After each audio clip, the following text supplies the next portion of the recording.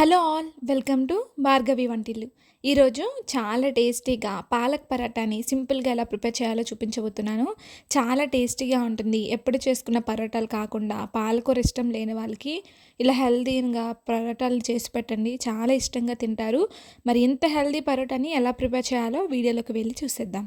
పాలకూర పరోటా కోసం ముందుగా ఒక కట్ట వరకు పాలకూరని తీసేసుకొని కాడలు లేకుండా ఆకుల్ని చిన్న చిన్న ముక్కల్లాగా కట్ చేసుకొని పెట్టుకోవాలి. పాలకూరని ఎప్పుడూ కాడలతో కట్ చేయకండి, టేస్ట్ బాగోదు. ఆకు ఒక్కటి ఉంటేనే మనకి టేస్ట్ అనేది బాగుంటుంది. ఇలా చిన్న చిన్న పీసెస్ లాగా మొత్తం పాలకూరని ప్రిపేర్ చేసుకున్న తర్వాత ఈ పాలకూర మొత్తాన్ని ఒక బౌల్లోకి యాడ్ చేసేసుకోవాలి. పాలకూర మనకి ఎంత చిన్న పీసెస్లా ఉంటే పరోటాలో టేస్ట్ అంత బాగుంటుంది. పెద్ద పీసెస్ లాగా ఉంటే పరోటా కూడా మనకు చేయడం కొంచెం కష్టంగా ఉంటుంది. సో ఇలా ప్రిపేర్ చేసుకున్న పాలకూరలోకి 1.5 కప్పు వరకు గోధుమ పిండిని యాడ్ చేసుకోవాలి. ఇక్కడ నేను మల్టీగ్రెయిన్ ఆటాని యూజ్ చేస్తున్నాను. మల్టీగ్రెయిన్ ఆటాలో చాలా విటమిన్స్ ఉంటాయని ఇది యూజ్ చేస్తున్నాను. ఇప్పుడు 1/2 టేబుల్ స్పూన్ వరకు జీలకర్ర, 1/2 టేబుల్ స్పూన్ వరకు వాముని యాడ్ చేసుకుంటే మనకి అరుగుదల అనేది బాగుంటుంది. ఇప్పుడు 1/2 టేబుల్ స్పూన్ వరకు ఉప్పుని యాడ్ చేసేసుకొని చిటికెడంతా పసుపును కూడా యాడ్ చేసుకోండి. పసుపు అనేది మీ ఆప్షనల్, మీకు ఇష్టం ఉంటేనే యాడ్ చేసుకోవచ్చు. ఇప్పుడు ఇంకొక రోలని తీసుకొని అందులో ఒక 2 పచ్చిమిర్చి, ఇంచు వరకు అల్లం ముక్క, పొట్టు తీసిన ఒక 5 లేదా 6 వెల్లుల్లి రెబ్బల్ని యాడ్ చేసుకొని ఇలా బాగా దంచుకోవాలి. లేదా మీరు మిక్సీలో వేసినా సరే మనకి చాలా మెత్తగా పేస్ట్ లాగా అయిపోవాలి. సో నేనైతే ఇక్కడ ఇలా దంచి తీసుకుంటున్నాను. ఇలా ఒక 2 పచ్చిమిర్చి, ఒక ఇంచు వరకు అల్లం ముక్క, వెల్లుల్లిపాయలు యాడ్ చేసుకుంటే సరిపోతుంది. చూడండి ఇంత మెత్తగా మనకి పేస్ట్ అనేది అయిపోవాలి. ఇప్పుడు మనం ప్రిపేర్ చేసుకున్న పిండిలోకి యాడ్ చేసేసుకోవాలి. ఈ పేస్ట్ మొత్తాన్ని యాడ్ చేసుకోవాలి. ఇప్పుడు 1/2 టేబుల్ స్పూన్ వరకు కారాన్ని యాడ్ చేసుకోండి, సరిపోతుంది. కారాన్ని మాకు ఇష్టం లేదనుకున్న వాళ్ళు స్కిప్ చేసేయచ్చు. ఇందులో 1 టేబుల్ స్పూన్ వరకు నెయ్యిని యాడ్ చేస్తున్నాను. ఆయిల్ కాకుండా ఇలా నెయ్యిని యాడ్ చేసుకొని మనం పరోటాలు కానీ చపాతీలు కానీ ప్రిపేర్ చేసుకుంటే చాలా బాగుంటుంది. మనం కూడా చాలా హెల్తీగా ఉంటాము. ఇప్పుడు ఇందులో 1 టేబుల్ స్పూన్ వరకు శనగపిండిని కూడా యాడ్ చేసేసుకొని మొత్తం కలిసేటట్టు బాగా మిక్స్ చేసేసుకోవాలి. ఇలా బాగా మిక్స్ చేసుకున్న తర్వాత ఇప్పుడు కొంచెం కొంచెంగా వాటర్ని యాడ్ చేసుకొని మనం చపాతీ పిండిని ఏ విధంగా అయితే మిక్స్ చేసుకుంటామో మరీ అంత గట్టిగా కాకుండా కొంచెం సాఫ్ట్గా ఈ విధంగా కలుపుకోవాలి. ఎప్పుడు పరోటాలు ప్రిపేర్ చేసుకున్నప్పుడైనా సరే మనం కలుపుకున్న పిండి బట్టే పరోటాలు అనేది సాఫ్ట్గా లేదా గట్టిగా వస్తుంటాయి. చేతులతో ఇలా గట్టిగా ప్రెస్ చేసుకుంటూ మనం ప్రిపేర్ చేసుకుంటే చాలా బాగుంటాయి. పరోటాలు అయితే సాఫ్ట్గా మెత్తగా కూడా ఉంటాయి. చూడండి పిండి మొత్తాన్ని ఈ విధంగా మిక్స్ చేసేసుకోవాలి.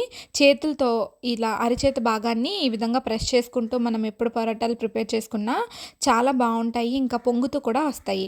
సో ఇలా ప్రిపేర్ చేసుకున్న తర్వాత చూడండి మనకి పిండి అనేది ఎంత సాఫ్ట్గా ఉందో ఈ మాదిరిగా ఉండాలి. ఇప్పుడు మూత పెట్టుకొని ఒక 10 నిమిషాల పాటు పిండిని సెట్ అవ్వనివ్వాలి. 10 నిమిషాల తర్వాత మనకి కరెక్ట్గా ఈ విధంగా సెట్ అయిపోతుంది. చూడండి పిండి అనేది మనకి చాలా సాఫ్ట్గా అయిపోయింది కదా. ఇప్పుడు మళ్ళీ ఒకసారి చేతులతో బాగా కలుపుకోవాలి.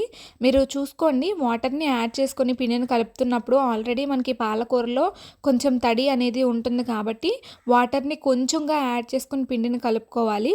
సో ఈ విధంగా ప్రిపేర్ చేసుకున్న తర్వాత చాక్తో కానీ చేతులతో కానీ ఈ విధంగా కట్ చేసేసుకోవాలి. మీకు కావాల్సిన సైజులో ఉండల్లి ప్రిపేర్ చేసుకోవాలి. అన్ని ఉండల్లి కూడా ఈ విధంగా కట్ చేసుకున్న తర్వాత ఇప్పుడు ఒక్కొక్క ఉండని తీసుకొని బాగా చేతులతో ఈ విధంగా రౌండ్ లాగా చేసేసుకోవాలి. ఇలా రౌండ్ లాగా చేసుకున్న ఏదైనా చపాతీ పీట మీద పిండిని యాడ్ చేసుకొని మనం ప్రిపేర్ చేసుకున్న ముద్దని ఈ విధంగా యాడ్ చేసేసుకొని పరోటా లాగా ఒత్తుకోవాలి. ఫస్ట్ చపాతీని ఏ విధంగా అయితే మనం రౌండ్గా ఈ విధంగా ఒత్తుకుంటామో అలా మొత్తం ఎక్కడా కూడా ఒక దగ్గర లావు ఒక దగ్గర సన్నంలా రాకుండా మొత్తాన్ని ఈ విధంగా రౌండ్గా ప్రిపేర్ చేసేసుకోవాలి. ఇలా ప్రిపేర్ చేసుకున్న తర్వాత ఇప్పుడు వీడియోలో చూపిస్తున్న విధంగా మడత పెట్టుకోవాలి. మనకి ఎప్పుడు పరోటాలు ప్రిపేర్ చేసినప్పుడు ఈ మెథడ్ని ఫాలో అయ్యి చేస్తే చాలా బాగా వస్తాయి పరోటాలు అనేవి. వీడియోలో చూపిస్తున్న విధంగా స్క్వేర్ షేప్లో ఈ విధంగా మనం మడత పెట్టుకోవాలి. ఇలా మడత పెట్టుకున్న తర్వాత మళ్ళీ పిండిని యాడ్ చేసేసుకొని చపాతీని ఏ విధంగా అయితే ప్రెస్ చేసుకుంటూ మనం పాముకుంటామో అంత గట్టిగా కాకుండా కొంచెం స్లోగా మెల్లిగా ఈ విధంగా ఒత్తుకోవాలి. చపాతీలు మీకు ఎంత సైజులో కావాలంటే అంత సైజులో ఈ విధంగా పాముకోవాలి. మనకి పరోటాలు ఎప్పుడు చేసినా సరే మనకి లావుగానే ఉండాలి. మరీ సన్నంగా ఉంటే మనకి పరోటాలు అనేవి పొంగవు. సో మరీ లావుగా కాకుండా మరీ పలుచగా కాకుండా మీడియంగా ఈ విధంగా ఉండేటట్టు మనం ప్రిపేర్ చేసేసుకోవాలి. ఇలా ప్రిపేర్ చేసుకున్న తర్వాత ఇప్పుడు అన్నీ కూడా స్టవ్ మీద ప్యాన్ పెట్టుకొని కాల్చుకోవాలి. ఇప్పుడు స్టవ్ మీద ప్యాన్ పెట్టుకుని ప్యాన్లో 1 టేబుల్ స్పూన్ వరకు ఆయిల్ యాడ్ చేసుకోవాలి. ఆయిల్ యాడ్ చేసుకున్న తర్వాత టిష్యూ పేపర్తో కానీ ఉల్లిగడ్డతో కానీ ఇలా బాగా స్ప్రెడ్ చేసుకోవాలి. దోశలకే కాకుండా పరోటాలు చపాతీలు చేసేటప్పుడు ఇలా ప్యాన్ నిండా సపరేట్ చేసుకుంటే ఎక్కువ ఆయిల్ అనేది పరోటాలు పీల్చకుండా చాలా బాగుంటాయి, ఇంకా పొంగుతూ కూడా వస్తాయి. సో పరోటాని యాడ్ చేసేసుకొని ఇంకొక వైపు తిప్పుకొని బాగా కాల్చుకోవాలి. ఇలా కాల్చుతుంటే మనకి పైన 1 టేబుల్ స్పూన్ వరకు ఆయిల్ యాడ్ చేసేసుకొని బాగా స్ప్రెడ్ చేసేసుకోవాలి. ఇలా మొత్తం కూడా పరోటాకి మొత్తాన్ని ఆయిల్ ఈ విధంగా స్ప్రెడ్ చేసేసుకోవాలి. ఇలా స్ప్రెడ్ చేసుకున్న తర్వాత ఇంకొక వైపు తిప్పుకుంటూ బాగా కాల్చుకోవాలి. ఇలా రెండో సైడ్ కూడా సేమ్ ఆయిల్ని అప్లై చేసుకొని మళ్ళీ ఆయిల్ మొత్తం పరోటాకి అంతేటట్టు ఈ విధంగా స్ప్రెడ్ చేసేసుకోవాలి.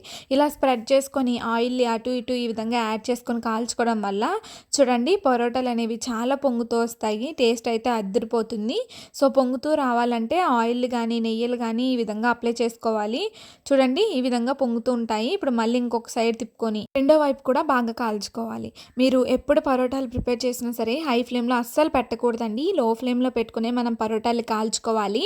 లేదా హై ఫ్లేమ్లో పెట్టేస్తే మనకి లోపల ఉడకకుండా పచ్చి పచ్చిగా ఉండిపోతుంది. సో మీడియం ఫ్లేమ్లో పెట్టుకొని బాగా పొంగేలాగా ఈ విధంగా కాల్చుకోవాలి. ఇలా రెండు సైడ్లు కూడా పరోటాని బాగా ప్రిపేర్ చేసుకున్న తర్వాత ఇప్పుడు ఒక ప్లేట్లోకి తీసుకొని సర్వ్ చేసుకోవడమే. ఈ పరోటా చాలా బాగుంటుంది. రైతాతో కానీ షేర్వాతో కానీ తింటే చాలా టేస్టీగా ఉంటుంది. ఎప్పుడు చేసుకునే నార్మల్ చపాతీలు కాకుండా పాలకూర ఇష్టం లేని వాళ్ళకి లేదా తినని వాళ్ళకి ఈ విధంగా సర్వ్ చేసి పెట్టండి. చాలా ఇష్టంగా తింటారు. సో ఈ రెసిపీని మీరు కూడా ట్రై చేసి మీకు ఎలా కుదిరిందో కామెంట్ సెక్షన్లో షేర్ చేయండి. వీడియో నచ్చితే లైక్ చేసి సబ్స్క్రైబ్ చేయండి.